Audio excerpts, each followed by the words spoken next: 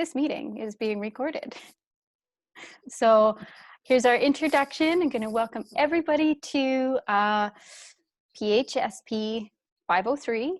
And this week we have a guest speaker here who is the lovely and wonderful Claudette Cardinal, Cardinal. Like the bird. Like the bird.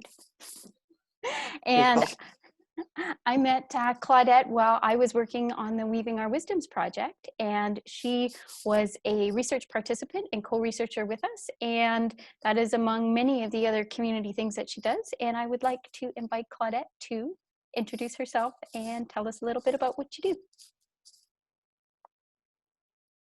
Tansei, good morning.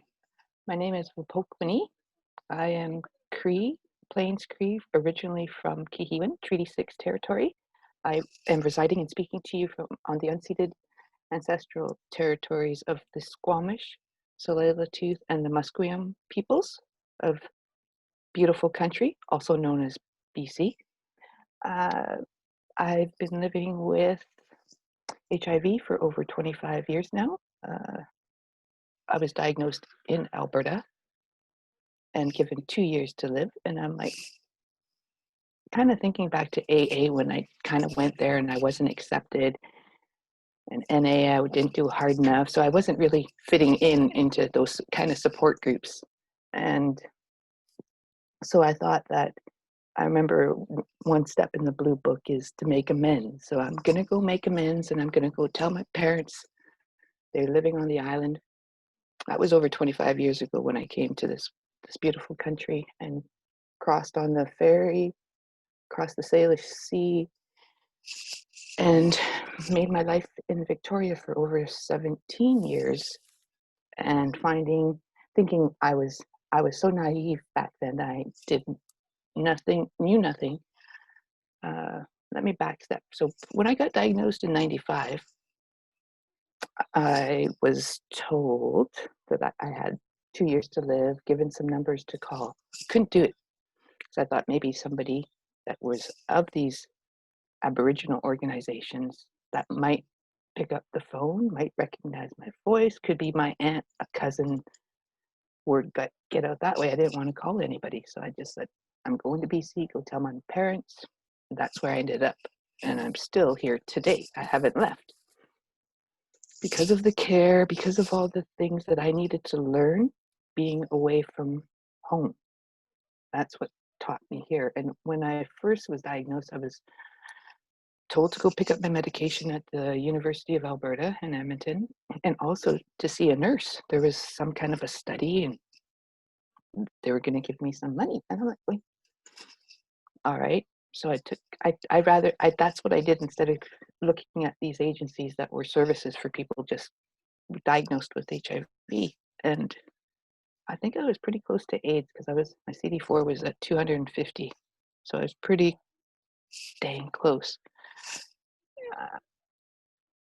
I was like, okay, I'll phone this woman, make an appointment. And that was my introduction into research. I was the participant. And I think that's why I'm still 20-something years later. On the flip side, now I work for the provincial health care in St. Paul's Hospital. I am a peer Indigenous research associate. And I just got my official card the other day, so it's official. And I work for the British Columbia Centre for Excellence in HIV and AIDS. I'm a grandmother, I'm a mother, I'm an auntie. And most important, that meeting with that nurse that day, she was the first person I had disclosed to. And it was a qualitative interview. So she had a recorder, just like the WOW team had. And it's like, okay, so she was clicking and I was just talking. We ran out, her batteries ran out. She had to put a new battery and a new tape in because it was only a 2-hour interview. It went 4.5. And then I got my $20 and I think it was a weekend. So I went and partied it up and got stupid and ended up breaking my ankle, part of my foot that weekend. So diagnosis was like, fuck it. I'm just going to continue partying the way I did. Just continue on that way. and I ended up breaking my foot. And this is at 27 years old. So I'm like going, okay, it's like a bummed up foot. It's in a cast for I think 3 times because it didn't set or stuff. Cast was stupid. It's like, oh. And then I was like, fine, I will go because I wasn't gonna deal with my diagnosis amongst family because I was shameful. They're just like certain people wouldn't understand. Like back then, only a few knew. I think I was disclosing my status to my favorite male friends, and that was even before I knew of disclosure back then. So I was just making sure that I didn't want them to be notified the way I had been notified by the health clinic. Hello, you've been in contact with da da da da da. You need to come get tested. That's how I got the call to go. I'm like, So I did that out of like respect, and like, hey, I gotta let you know something. So did that. Come to BC to, you know, get fix things with my family, and then they eventually moved back to Edmonton. I'm like, no, I don't need to follow. I'm good here. It took me about a good 2 years to come out into the community, find the agencies that were for people with HIV. And once I started, I just signed up everywhere. I was just signing everywhere. You need my status? Okay, I'll get that doctor's note. Here you go. So that was in 1998. And then 1999 is when, I had to become my own advocate and do stuff because doctors weren't complying with what I needed as a patient. And these are specialists, and there's only a few in the lovely, mighty capital of Victoria.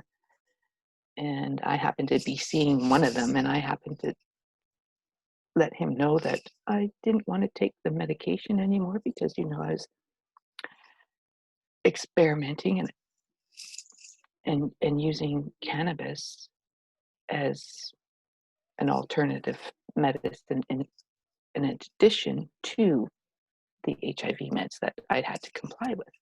And he was like, oh no, he's like, no, he didn't.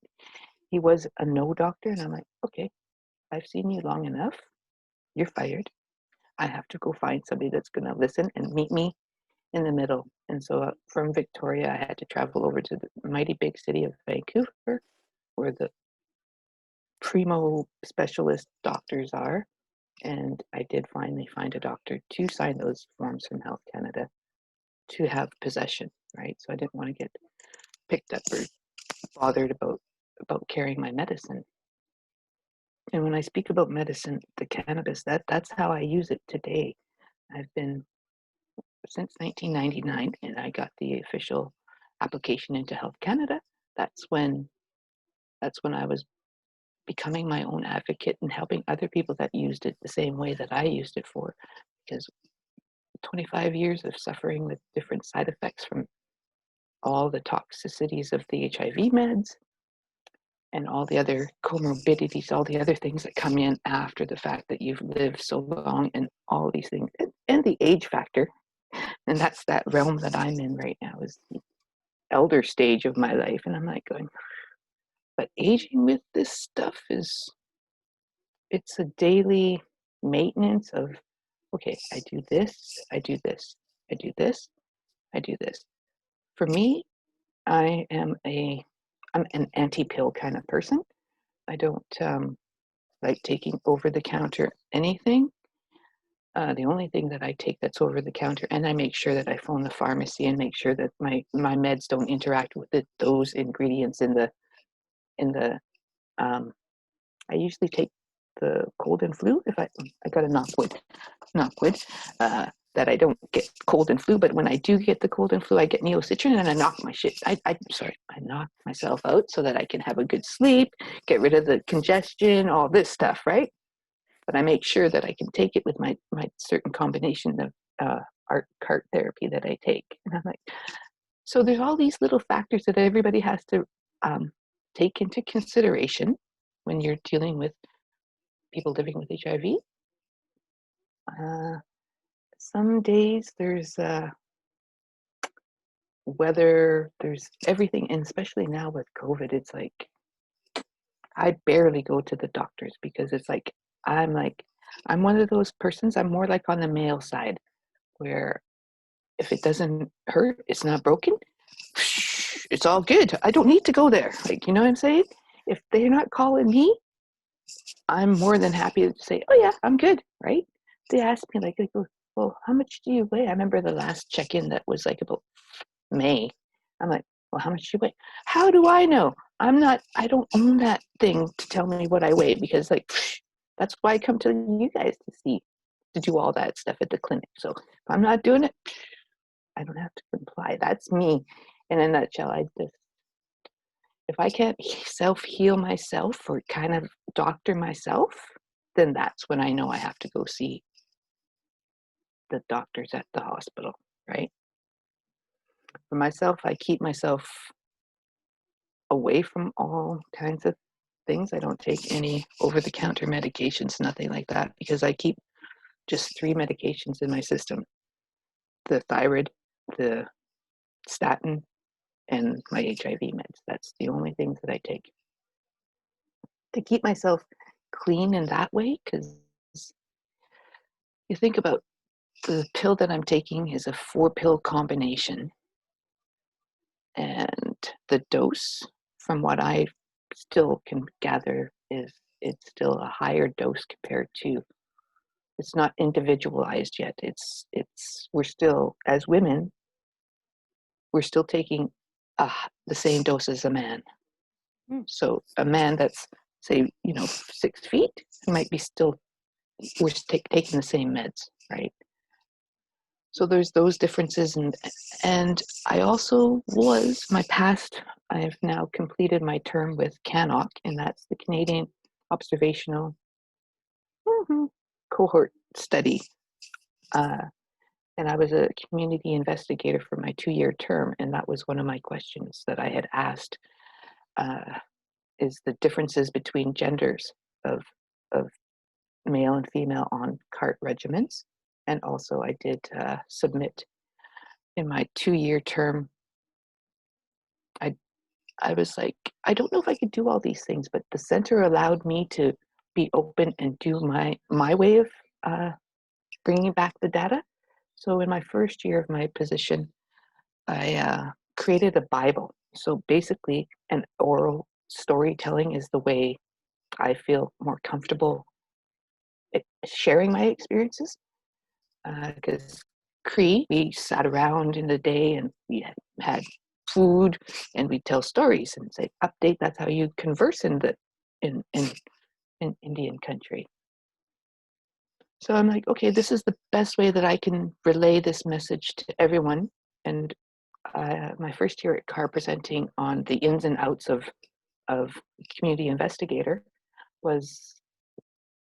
it was just before lunch. So I'm going, okay, there's the meal, it's covered. Okay, now I have to give gifts and protocol to all the presenters. So I had gifts at the end of the session, and we had about 3-4 presenters for the CANOC investigator. And when my time came up, I just sat up. I got up to the podium and then I was like, okay, my name, I introduced myself. And I have this Bible. It's purple because purple's my favorite color. It's my granny's color. It just grounds me. And I presented my Bible. So in this Bible, it's called the CANOC Bible. I presented that for anyone that's in the early stages of getting into research and all that kind of thing, there's a whole lot of stuff that goes on behind the scenes. And this is what I just kind of gathered in my first year and thought, well, just because I like hard copies, so that's a document that I could like refer back to, compared to like the internet. Maybe the internet's down. I still have that hard copy. And I'm still that way. I like to read things, review things with a hard copy.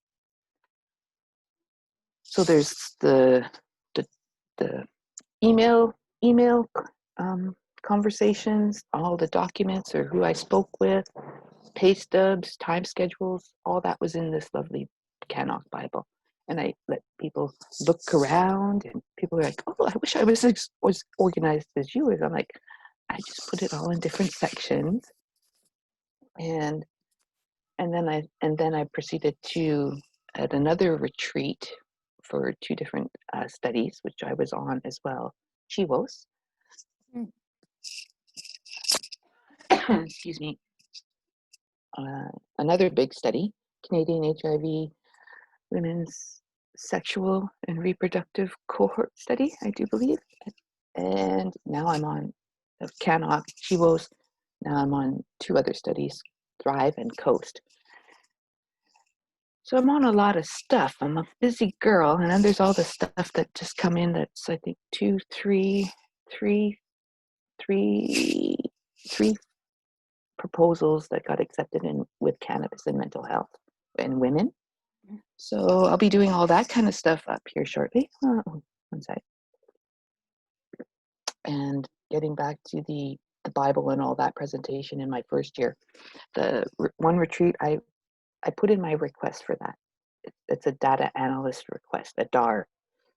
So when you figure out what questions you want, it goes into the analyst and they look at and they come back, and that takes a while. So people don't understand that when you go and do this stuff, put in a request for some data that you're looking for, it takes a long time, and people don't understand that wait period. And it feels like you're not doing anything, but you're just waiting for people. Either people are moved on, their shift has changed, they're not back from vacation, and then you have to like kind of nudge them again and say hello. And so then I got this back finally, and it was like 11 pages, and I'm sitting there going like this is foreign to me. This is like all these like these little things and decimals and ratios and all this, and I'm like going what? And I'm like 11 pages, and I'm like going oh, and then I got a condensed version. It was 4 pages, and one peer stood up at the one retreat and goes, "Wow, I'm still confused," and I'm like going wow, and I thought I was getting it, but it was still foreign to me. So it was like my first year was all learning all of that lingo in the research realm, and it was like, this is a different version compared to the Chivos and all that peer research that I did, because it was more, we had a coordinator that did all this coordinating behind the lines that I'm like, wow. And now I flip it to where I am today, and Thrive is a study for individuals 50 plus living with HIV. So I do interviews that way. So before COVID, I did one interview in person, and then COVID hit, and then we had to go through ethics and do all that kind of stuff. Oh, and that's another thing.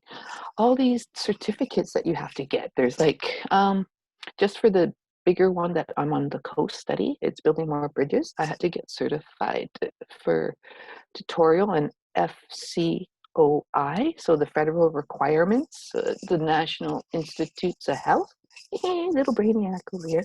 That was my first week back, and I'm like going, oh my goodness. So all these training that you have to do, the TPSC, the Review Ethics, right, board, all this training that goes on behind the scenes that nobody really knows that that's what has to happen. And then you have to mentor and make sure that your people are going to show up, and you show up to the meetings. That's the biggest thing, and learning the stuff as you go. Like now that with the Thrive, so I didn't do that much of the data entry and phoning people. Well, we did phone participants and stuff like that. We did have computer access to do in our databases. Now with Thrive, I'm my own coordinator. So I'm like, oh, I am my own Becky in that. And I'm like, I'm Yeah, like Becky's calling. good. Becky's good. Yeah. Becky Gormley is awesome for Chivas. And so I'm like going, I am my own Becky. I'm like, what the heck? And I got my own timesheet and conversions to the minutes, 0.92 and 1.0 for 60 minutes, right? So I got all this stuff in my little office that's surrounding me. Difference is I have to go and book a line that I'm going to interview, book the lines. I do all that. I phone them. I enter in the database tracking. All this stuff that a coordinator would do. I am doing that now on this new job that I'm on.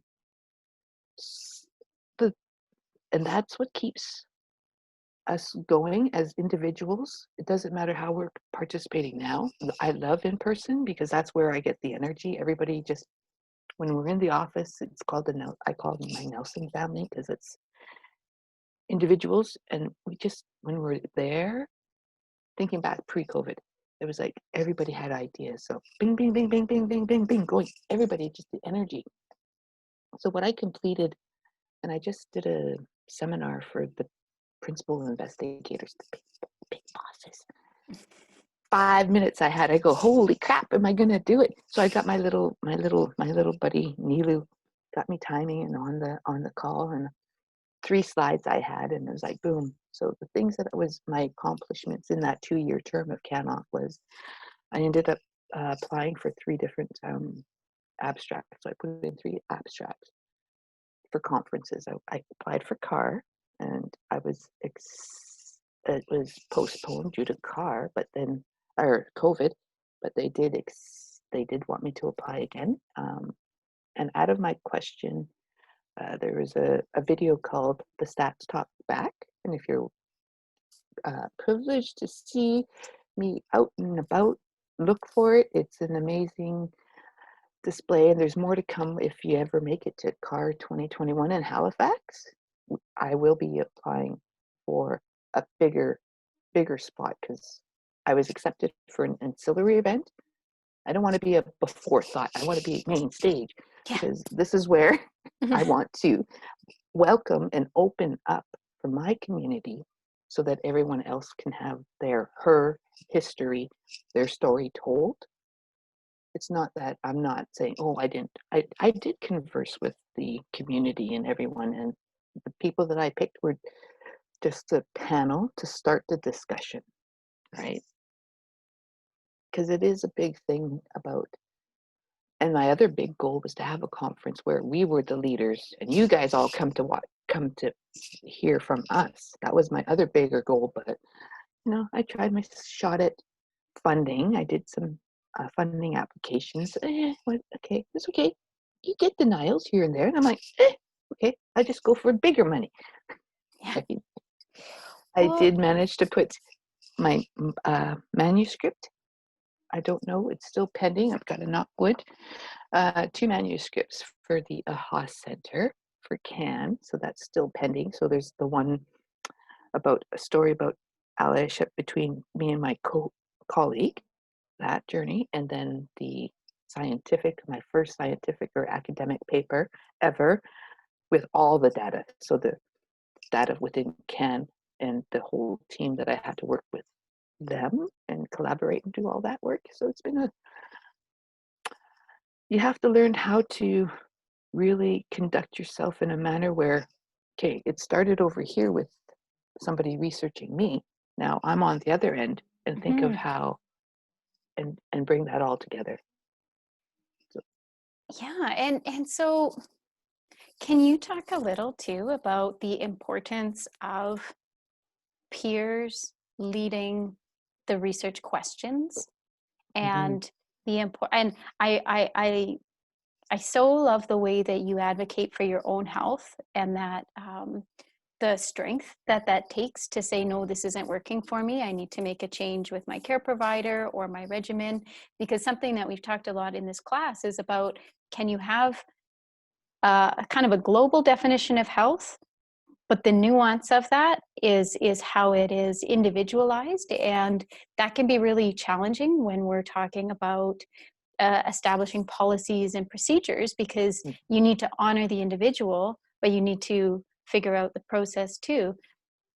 And so can you talk a little bit about how there's been that shift, or how you've seen that shift between people saying, okay, what do you need to have good health, rather than let me tell you what you need to have good health, and that importance for you being able to keep doing the good work that you do without burning out, because you're doing a lot. Yeah. It's a fine line and that's the thing I've learned over the years. When I first came out in 1998 and joined Speakers Bureau and sharing my story then, I think back then I was up to 4 boards. I was like, And I was like, whoa, no, no. And that's when I learned early on how to separate and go to individual things that mean something, that are close to your heart, that you have that passion for. And my things are always going to be with women, uh, young girls, the medicine, and culture. And for me, all those things combined help me stay grounded and able to say no to that. I'm sorry. Or other little birdies say, like, I wanted to apply for some other jobs, and oh, like, I wanted to apply for that one with Mona Luti, the 25,000 a year. And I'm like, oh, can I? I'm like, oh man, I really want to though. And I'm like, oh, see, and that's the difference between, yeah, I know. And I'm like, oh man, really? Oh, those are the opportunities. And I'm like going, oh, but if I just stay here, I might get into some kind of courses with the Indigenous studies. That's where I'm going to be. I think my next step is, after all this research and stuff, just get into Indigenous studies, because I think I am a medicine woman per se. I do have some skills, some knowledge. I think just recently I was speaking with my biological father, and I told him, I said, I forgot, like, I sent him packages. His favorite tea is this loose tea, and then my stepmom's nabob. So I sent 2 boxes a couple months ago, 6 boxes each for them. And then my dad has this medicine that he burns, a blend. It's powdered, and the best way to burn it is on a charcoal. So I get those from Persian store. And I had to plop them in the boxes like this because the box wouldn't fit. And I'm like, did you get 10? There's 10 in there. Make sure did you? Okay. And I said, I didn't forget about that. You needed a medicine gathering bag for my pops, and then for my stepmom, a purse that had to have blue eagle feather on it, but it's better than what they like, the seashell purses from Alberta. They love the abalone shell ones, but they didn't have them at the Friendship Center. So okay.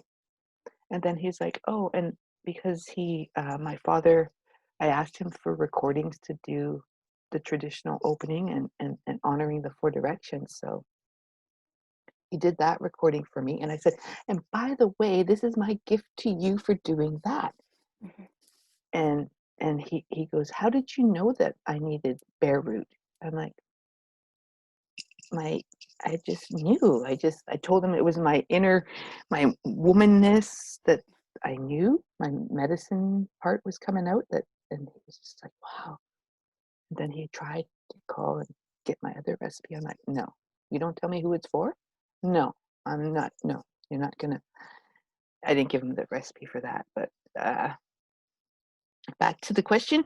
When I was participating with Andrea with the WOW project, and going back to Treaty 6, which is Saskatchewan, and my treaty is Treaty 6, and Kihiwan is over here on the map, and Saskatoon was down over here, and when we went to the Sweat is more up here, so I could probably see over the horizon.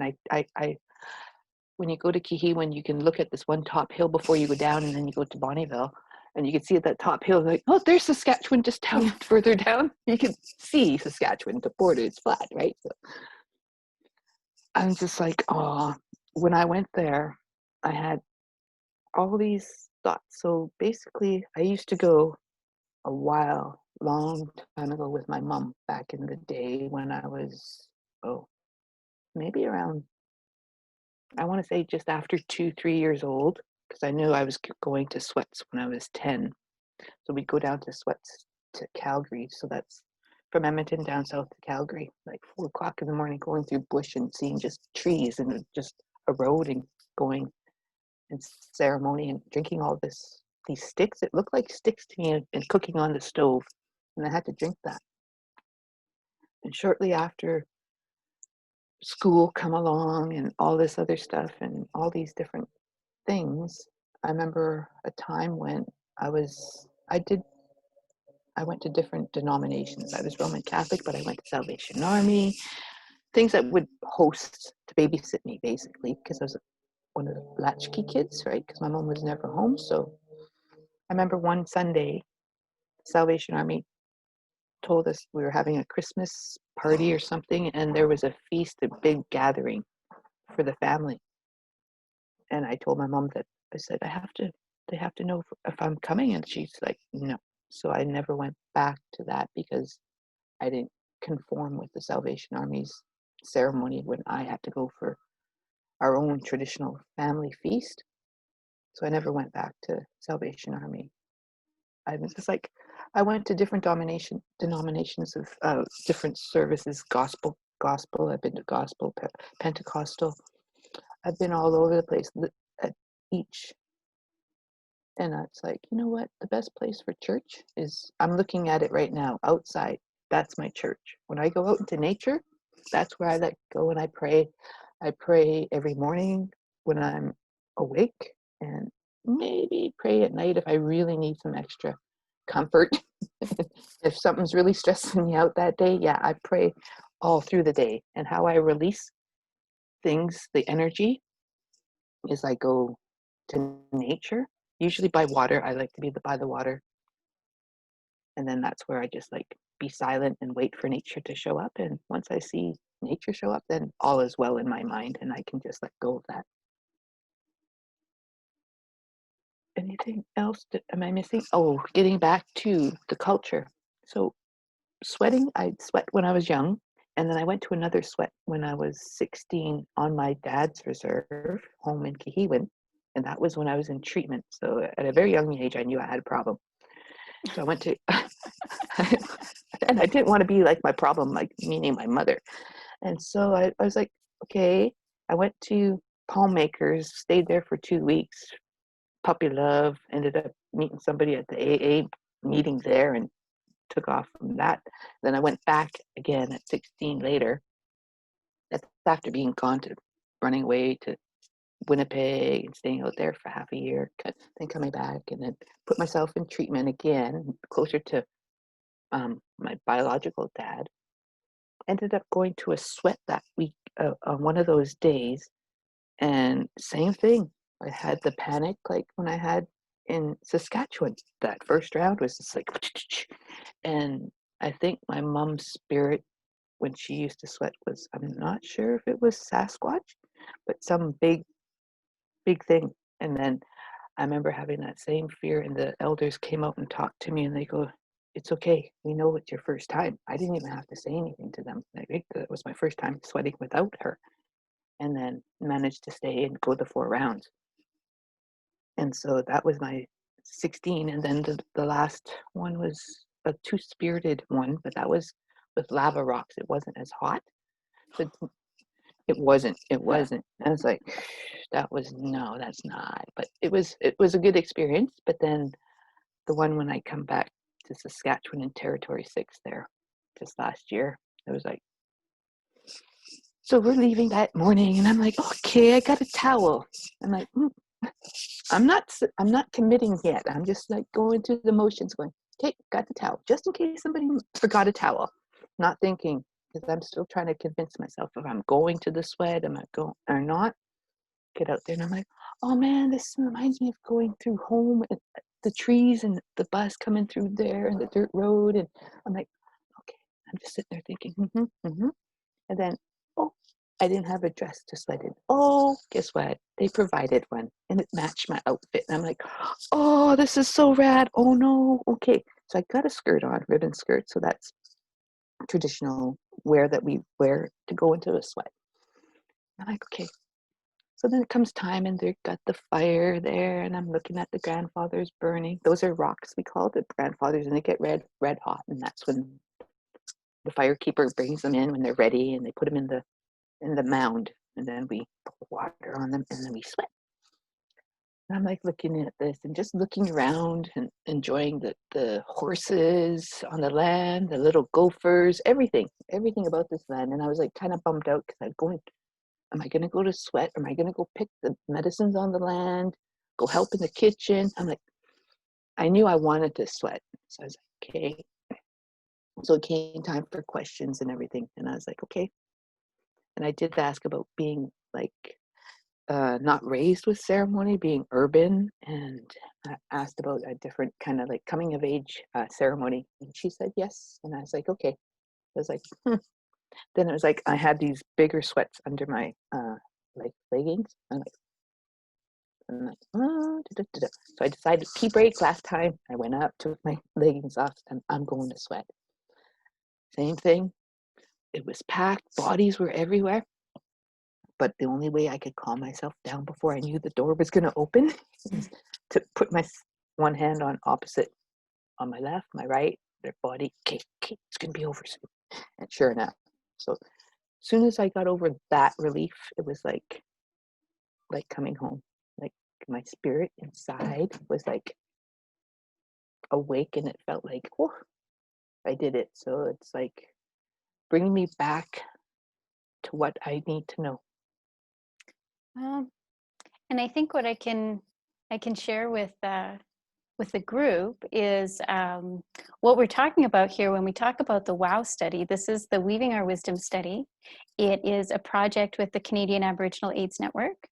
And what this study is about supporting Indigenous people who are living with HIV in optimizing wellness by not just being connected to culture, but specifically with the importance of land. And one of the things that we've talked a lot about in this particular class is how land and being connected to nature, the environment, is an important determinant of health. And in Indigenous cultures, the land is health. Those two things are very synonymous. And while they're not very synonymous, they are synonymous, because when the land is healthy, the people are healthy, because the people are the land. Those things are so connected. And so it was very important to address the issue of health and land when we're talking about wellness and HIV. And this particular project started in ceremony, and our principal investigator was very generous, or her family was very generous in inviting us to their land to start in ceremony. And that was a pipe ceremony and a sweat for those who felt that they were comfortable doing that and following those traditions. Not everybody did that. Some people, they had horse therapy and they worked with the horses. They picked medicines. Some other people did that. And so there was something there to just have us start in a good way. And when we start in a good way, we bring ourselves, we leave some of that other stuff at the door so we can enter with a clean mind. And this is what Claudette and I are talking about here, because we were both in the sweat. We both did 4 rounds. It was very, very hot. It was very hot. And it is important to know that you can get through that. Yeah. And then we move forward. And we had a feast afterwards. It was a traditional feast that was prepared according to Cree traditions. And then we began our research project, and it was amazing. And one of the things that Claudette was very instrumental with was helping to recruit other people who had not been engaged in the movement, as they called it, for quite a while. And something that really resonated with me was when one of the participants had shared how amazing it was to see people after 20 years. Because in the early days, that 20 years wasn't necessarily the plan. One of our olders had said, you know, you really couldn't plan too far in advance because you just didn't know what was going to happen. Yeah. And so this conversation around understanding aging with HIV, and that's some of the work that Claudette is doing now with the Thrive Project, right? That is a really important thing to talk about, because we're moving away from, there's the conversation, and maybe this is something too to chat just a bit about. I know we're going to chat a lot today, but the when HIV is being talked about as a chronic illness now that you can live with long term, sometimes using those words diminishes the individual experience, and especially the experience in the early days. That's something that I learned from folks, that there's the day-to-day coping, and it seems like whether you're engaged as a peer navigator and you're helping other folks that are coming up, or you're working in research, those are also coping strategies to keep things moving forward. Mhm. And I wonder maybe if you can chat maybe in these last 10 minutes or so about that importance of now your role with supporting peers, kind of in that older role. Mhm. Um, Older is the term Valerie Nicholson coined to talk about folks who are living long term with HIV that also have a cultural position in the community, so that Mhm. they can help to navigate the medical system and Yeah. the cultural system. I don't want to say system so much, but Yeah. making sure that there is a holistic union between those two, Yeah. because those are all part of healing. Um, and how do you see that as important when you're supporting folks who are coming up in finding their way home? Mm. It's a fine line, but you know what? We have to erase those lines, get rid of those things that are making us go like this into Mhm. like these dead ends, it feels like, because you have to be more open and broad. Like, I remember there's this other jobs that were coming up, and I'm like, you know what? No, I've got a lot of PRA work here that I can allow somebody else new to come in to see how they're going to work out. That's where I welcome other peers to the table, because anything that I'm doing, peers can do as well. Where the mentorship comes in is exactly that. Once a peer gets to where they are, it's only natural that you want more peers to join you. You don't want to be the only peer at the table, right? So that's where we have to let others come forward, engage in research. For those ones that are the naysayers or the ones that are still complaining, stop complaining. There's nothing to complain about. Mhm. Put that complaint, switch that around, and all the complaining you're doing, turn it and put it into a positive instead of being a negative. And this is how I do what I do. And everybody wants to know, how do you do all this stuff? I'm like, it's simple. I must be, I don't know, undiagnosed ADHD or whatever it is. But I find that if you focus on stuff, you move on to the next step. This is how my life has been. I stepped on this stone. I went to this one. I went over here. I kind of maybe stepped back here. I went back a few, because it takes me a while to learn things. But once I get it, boom, I'm on, right? And only to share that with other peers to show them that here you go. Submit your application to this project or this project. Like, don't You be you scared. Mhm. Exactly, don't be scared of it. It's just an application, you put Mhm. it in, you get results. One step at a time. Exactly. Just take Mhm. that leap. Just take that little faith of what you have. If you want to share, you're so passionate about something and some project is up here, and they don't ask much. They just want you to fill in what's some places they want a resume, they want a CV. I've had that. I do all that stuff now. That's a lot of training that I've done Mhm. on my own time as well. I know how to update my CV. People are like, what's that? Like, normal people that I know, they wouldn't know what that is. They know resume, right? But so it's all the terminology and just supporting an individual on each of those steps of Yeah. accomplishment, because you can't we can't be dissing everybody. Oh, well, you didn't get that job. Well, oh, well, you're not qualified or this and that. And that's the other thing about the disadvantages of individuals, peers, applying for positions, because the first thing they want a degree. And that kind of, you sit there and you go, okay, well, I don't have a degree, but I do have all this living experience that's equivalent to Mhm. a degree.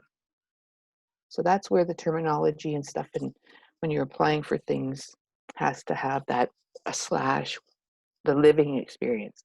Let me educate you on lived and living experience. When I mean lived is, I'm speaking on my dear friend Sandy James, who was the hero of Duncan, that advocated for herself when she was diagnosed. Where are these services? That's what I mean. I'm speaking on her behalf of her lived experiences of what she accomplished. She was the first one to bring the support group to Duncan, where I was a speaker from the Speakers Bureau at AIDS Vancouver Island, and coming to the community and showing myself as an individual and speaking. That's lived experience. I'm carrying on someone else's experience and allowing people to know of that lived experience. And me, I'm still living. So this is where you get all of the juicy stuff about what I do, how I function. And that's the determination when you use synonymously together. So lived and living, right? The slash, and always remember HIV/AIDS, because we still have AIDS in our community. So that still has to be in documents today, because you're leaving out all those other people that have passed on from AIDS. So you just put one, yeah. So you'd say then maybe too, so kind of to round us out here, since we're talking to students, that things that they might want to carry forward as they're going through their master's programs, that those questions around, you know, who really are the experts, the privilege of being able to go to school or to be in research groups or those kinds of things. I think that's something that a lot of people grapple with a little bit, is how can I be a strong advocate and reconcile having this privilege? How do I support communities and not feel guilty about where I'm sitting at? Now that's something that guilt should not be put onto anybody else. I think that's a very important thing. But those points around, the screen's going to look a little funny for a sec because my sister-in-law is coming over with coffee, but my dog bites people, so I have to put her in the garage. So I'm just going to keep talking and walk, just so you know. Okay. Yeah. Let's keep it real here. But I think that thing that's really important that you talk about is making sure, oopsies, that, go away screen. There we go. The language that we're using is really, really important. And because those are the messages that are going out to people and into the community. And so it's in service of, I think, is something that we're always finding is a really important, sorry, Claudette. No worries. You can see Lucy here too. She'll follow me right downstairs. Right, Lucy? The language that we're using to support our research is really important, because you wind up being sort of the people who are going to be the policymakers, or the people who are going to be the ones down the road who can make sure that the space is open for having those voices heard. So that sort of lead from behind kind of a philosophy, I guess. And in supporting people for advocating for their rights. And so would you say then just be yourselves, people. Don't be phony, because we'll smell you. That's a really good point, you know. And I think, here, Lucy, come on. Lucy. She doesn't want to go in. I have to lure her with Cookie. I think that's an important thing, is that people, I think right now, are really trying to reconcile where their positions are. Come on. Come on, get in the car. Like, seriously, like she bites. Okay, you're going to go for a ride. She's like, come on, up. Okay, good. We're there. This is the reality of COVID. We gotta, like, our lives are just on the screen here. I think, okay, so for students, so just be themselves, have that authenticity. You are who you are. And I think though you can't, so maybe that intention where you're coming from a good place, but not in a place where you're asking how you can help, not telling people how you can help. Would you say that that's something that's important? Yeah. Don't be the type of research that's been, back in the day. Like, the research is getting better now with the Indigenous communities, I must say. It's you come in with community in mind. You are there to help, not fix everything, not give advice right off the hop, because in Indigenous communities we have that advice. That's where we go for our advice, is the elders. They give that knowledge that we're seeking. With the research, you have to come in with an open mind and let the community talk and tell you what their problems are, not you coming and saying, okay, well, we've done this assessment, da da da. You have to do the assessment with the community, Mhm. with all parts of the community that you're going to be involved with.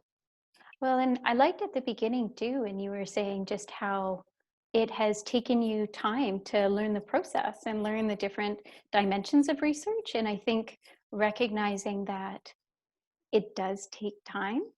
And so Hmm. being realistic about those timelines Yeah, and accountable to those timelines too. yeah, So I think that's something that was interesting in my journey was when people were almost cautioning me about how it was going to take a really long time or talking hmm, about building relationships as a thing to check off the list. And yeah, I think, that's just not my style, you hmm, know, and anything that's worth doing takes some time. exactly. I think, Can't rush things in Indian country. When I say that, that's Cross Turtle Island. When I mean mhm, that, like you can't go in there with your, sure, you have an agenda, you have everything all done, you got all your paperwork, everything's all packaged up, ready to go to hand out to the masses. Well, yeah, you have to consider it takes that time, that rapport with the elder, whoever your contact is, right? You mhm. understand all these. Like I remember going out for car and I was like, take me away. Because when you're at conferences, you have that one day where you can just go and do whatever. So I got Oh, to go out to the the the site to yeah. be Mhm. for the Wanaskewin. Wanaskewin, and I'm like, oh my goodness. And I still have that heart, but there was this heart Brett that I bought there. Mhm.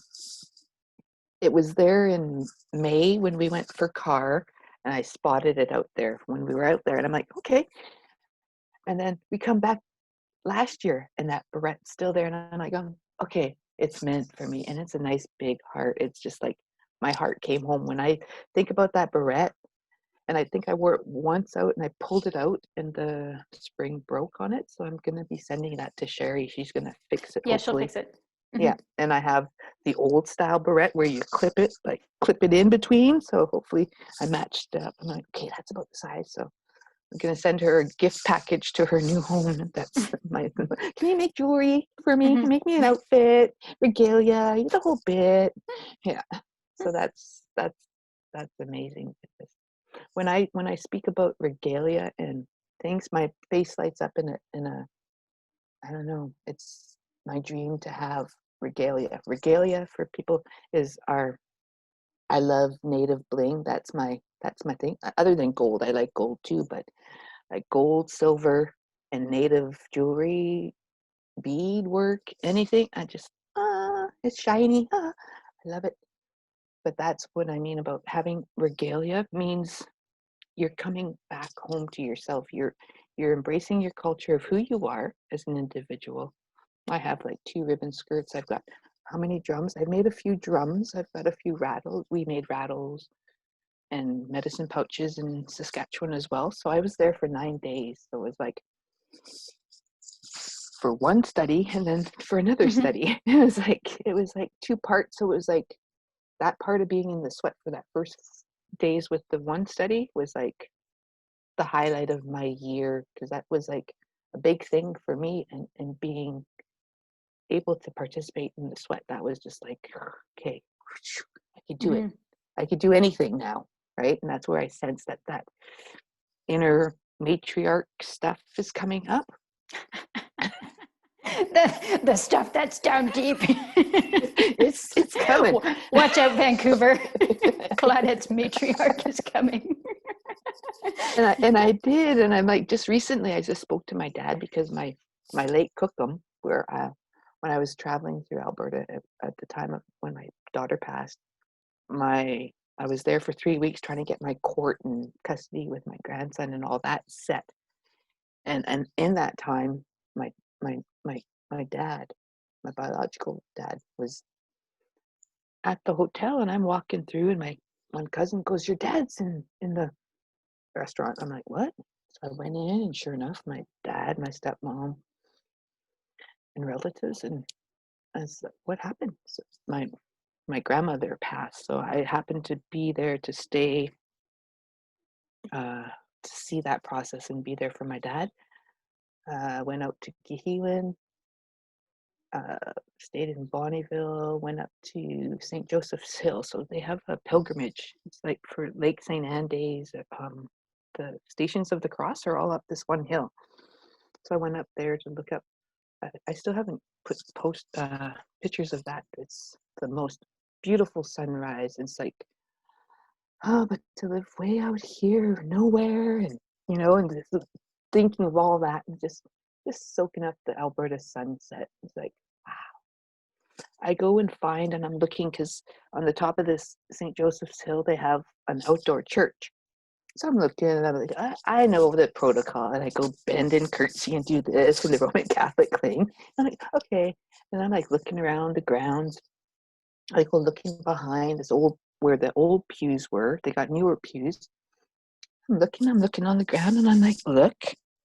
And I go down and I forage through the thing, and I pull it up, and it's a feather.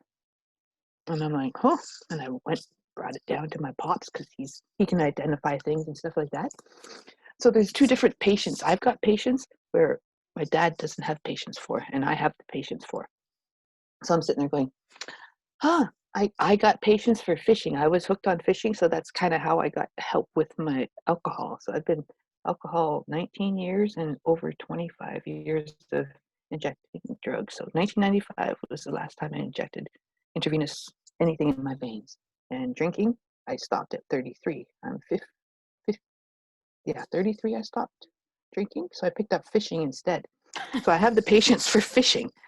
I could cut up a worm. I don't care. Just section that thing up. I got many things. I can all day. Doesn't matter. I got the patience.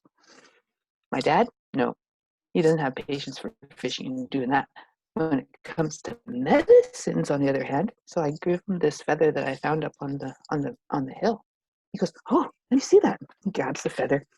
And he's like pruning it and all this. He's got the patience to do all that kind of stuff. I'm like, come on. I got the patience for that. He's like, for the intricate stuff that needs patience, he's got patience. Other stuff like the stuff, I'm like, oh my goodness. So that's where, but I have patience for, I know that there's fish in the river. They don't sleep. They're always there. So that's my little introduction to patience. I was like, I think it's so special when, everybody's got like their little thing that just works for them, mm-hmm. Mm-hmm. Yeah. And it's worked for me all these years, I'm still here after that diagnosis. And I'm like, Well, you're like picking up momentum too. yeah, it's like, I ain't slowing down anytime soon. No, it's like, okay, what else can I do? Okay, I can't do that until maybe next year. But yeah, so all the things that are coming to fruition, because it's like we had to wait for COVID and everything got suspended. And now everybody's getting looked at, and I'm still waiting for the manuscripts. Mm-hmm. Me too. Like, I'm like, how long before the letters? I'm like, Jen, that was on a Sunday. Like, how long? Mm-hmm.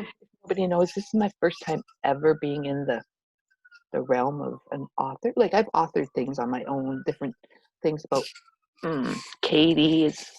They've got a few things of my stuff about the PLDI training. So Positive Leadership Development Institute is all led by positive people training other positive people. And there's who you are as a core leader. You find out who you are as an individual. Then there's a communications one, and get on board, and then a mental health one. Well, on mental health, I live mental health every day. I'm certified, Mm-hmm. right? But that's the one that I haven't graduated with, that institute. And I think that's the things that really helped along the way to be a mentor that I am, and going through all these steps, is taking the different trainings of the different Mm-hmm. supports that are available for individuals. So if there's something like, a different course, I'm supposed to be teaching myself Cree, but I haven't gone to any classes. Nathan is doing Cree. Is he? He is. And I'm like going, I think I know the elder, but I just want to talk to her on the side, because it's just, by the time the course comes up, I'm like, I gotta eat. Yeah, I know. Or something's, you know what I mean? It's like, it's not happening right now. I remember when I tried to go with another elder. She was from Saddle Lake, and I'm like, ah. But then again, it was rainy It's season. like the 2021 New Year's resolutions. I know, it's like Yeah. everything online. I get it. Yeah, it's been interesting having to, I don't know, do these. There's some things where it's been nice to kind of be able to take a step back and be able to get some different kinds of things done. But at the same time, it's really shown, I think, for me, how much I really value and miss being able to connect with people. And especially when you're doing community-based research, we're having to understand how to make sure that we can keep good work moving forward, check in with people. I think that's a big thing. Is it's really important. You know, you develop these relationships, Yep. and they don't just leave you when the project's done. No. And I think that's something, you know, I really want to make sure that everybody that we were working with, some people are in more remote communities and some people are in cities, and you know they've got Mhm. networks and stuff. But yeah, so it's been really important to check in. So And it's so keeping awesome. those relationships open is Hmm. also uh, just because you were working here doesn't mean you can still associate with people. I'm always open to having those connections open once something is over. It's not like, okay, now that you don't work for that person, I can't talk to you Hmm. no more. Like, we're adults. We can talk to I know. whoever we want. Like, who are you? I'm the cardinal law here. Like, Ah, convenient. I know.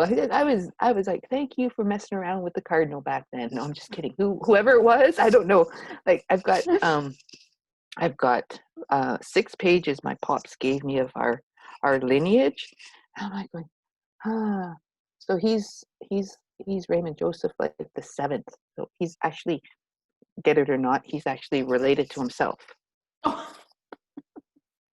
That explains all the confusion in my head. Just so you guys all know, both parents are born Gemini, both the same day, but my pops is 3 years older than my mother. mhm. And I'm an Aries Taurus cusp baby. Yes, I think we Yeah. talked about that. We're both Aries. Yeah. We like to Yeah. we like to That's get stuff started. We like to get things moving. yeah. Come on, let's go. Hello, hello. I do need to draw our time to a close. Alrighty. Because otherwise I think I'll be leaving my stepsister or my sister-in-law in the car with coffee. But Yes, and then coffee is important. I gotta let you get back to work too, and you're at your office Mm-hmm. right now. I think yeah, I don't know, these conversation style interviews I think are much more appropriate, and they're much more Real. kind of, well, they're a lot more real, and the issues um that are most important really come out that way. And I think that's kind of how I wanted Mm-hmm. to keep this a little bit more open, was it's that, you know, the folks that we're working with, the people who are doing the work on the ground, are people with histories. And I think resilience is something that's really Mm-hmm. important too. Yeah. And because it's, you know, really trying to honor and support strength-based discourses, it can be so easy to get caught up in this world of despair, or Mm-hmm. but that's not necessarily the spirit that is that's being carried forward. I think it's something that's really important to change that conversation. Mm-hmm. And yeah, and I like, even with courses and those sorts of things, it's all about the personal work that we all do every day. Mm-hmm. So It yeah, only gets so busier from then on. Once you add mhm. a school, it gets busier than busy. Yeah, I know people, but it's good, and it's good work. And you know, and I like, Yeah. I don't know, like the stuff that you and I did at WOW and some of the other projects. That's the things that really make it worthwhile. So, Mm-hmm. yeah, I want to thank you for Thank joining you. today. And it does make it a little challenging online, because what's appropriate is now for me to present you with a gift for Mm-hmm. joining us here. So that'll come later. But Alrighty. but that extra piece there, and just that um, anytime you're inviting somebody to do work like this or interviews or something, you're taking their time, and it's you as my elder, or Mm-hmm. my person who's older than me. Yeah. I show you back that respect by by presenting you an offering. And so that's like a little thing Awesome. for folks who are Yes. wanting to engage Awesome. in the work. Remember that. Exactly. And if you want to engage elders, I'm not too sure in Alberta. If you're in Alberta, I do believe it is tobacco. So Mhm. over here in BC, it's different. So the different protocols in your area. So you need to research your Mhm. community as well before you Yeah. go in. So then Yeah. there's that protocol of knowing. Sometimes it's cloth, sometimes it's tobacco. It all depends on the elder. So just say you happen to bump into an elder and say, "Excuse me," and you want to engage with this elder, you would offer or you would ask them, what's your preference? I want to be right in asking what I need to ask from you, and Mhm. what is your preference of protocol? That's important. Yeah, and it's okay to ask, I think. And Yeah, it's because you okay to don't make know, right? it's okay So to make mistakes. I think that's something too, but just exactly. um be open going into that. Yeah. Don't be Yeah, an yeah, asshole. yeah, exactly. Because they'll sniff you out. Yeah, it stinks. Yeah, elders know, man. They know. It's like, oh no. Oh, Alrighty. good. Okay, we Have a better good go. day. But virtual hugs, Okay. virtual Have a hugs. good day. Okay, Yes. talk to you soon, Claudette. Thank you. See you. Bye bye. Bye. Bye bye bye.